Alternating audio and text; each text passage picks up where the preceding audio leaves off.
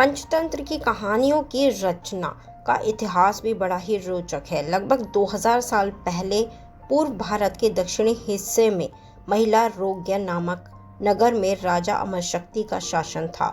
उनके 3 पुत्र बहुशक्ति, उग्रशक्ति और अनंत शक्ति थे। राजा अमरशक्ति जितने उदार प्रशासक और कुशल राजनीतिज्ञ थे, उनके पुत्र उतने ही मूर्ख और अहंकारी थे। राजा ने उन्हें व्यवहारिक शिक्षा देने की बहुत कोशिश की, परंतु किसी भी प्रकार से बात नहीं बनी। हारकर एक दिन राजा ने अपने मंत्रियों से मंत्रणा की। राजा अमरशक्ति के मंत्रीगण में कई कुशल, दूरदर्शी और योग्य मंत्री थे। उन्हीं में से एक मंत्री सुमति ने राजा को परामर्श दिया कि पंडित विष्णु शर्मा सर्वशास्त्रों के ज्ञाता और एक कुशल ब्राह्मण हैं। यदि राजकुमारों को शिक्षा देने और व्यवहारिक रूप से प्रशिक्षित करने का उत्तरदायित्व पंडित विष्णु शर्मा को सौंपा जाए तो उचित होगा। वे अल्प समय में ही राजकुमारों को शिक्षित करने की समर्थता रखते हैं।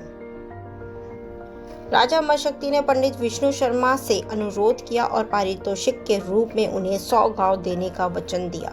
पंडित विष्णु शर्मा ने पारितोषिक को तो अस्वीकार कर दिया, परंतु राजकुमारों को शिक्षित करने के कार्य को एक चुनौती के रूप में स्वीकार किया।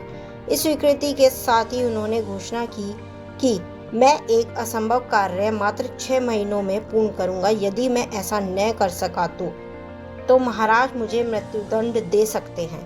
पंडित विष्णु शर्मा की यह भीष्म प्रतिज्ञा सुनकर महाराज अमरशक्ति निश्चिंत होकर अपने शासन कार्य में व्यस्त हो गए और पंडित विष्णु शर्मा तीनों राजकुमारों को अपने आश्रम में ले आए।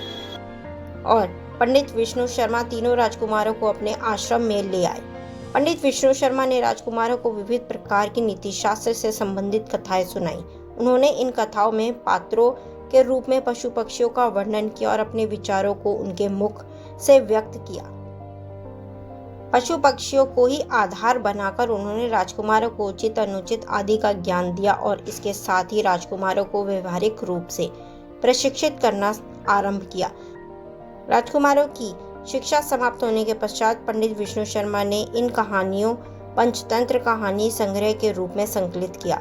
उपलब्ध प्रमाणों के आधार पर कहा जा सकता है कि जब इस ग्रंथ की रचना पूरी हुई तब उनकी उम्र 60 वर्ष।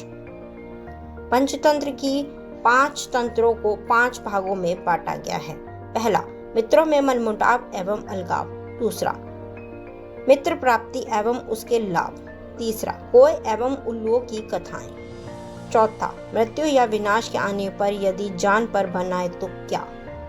पांचवा, जिसको परखा नहीं गया हो उसे करने से पहले सावधान रहें, हड़बड़ी में कदम न उठाएं।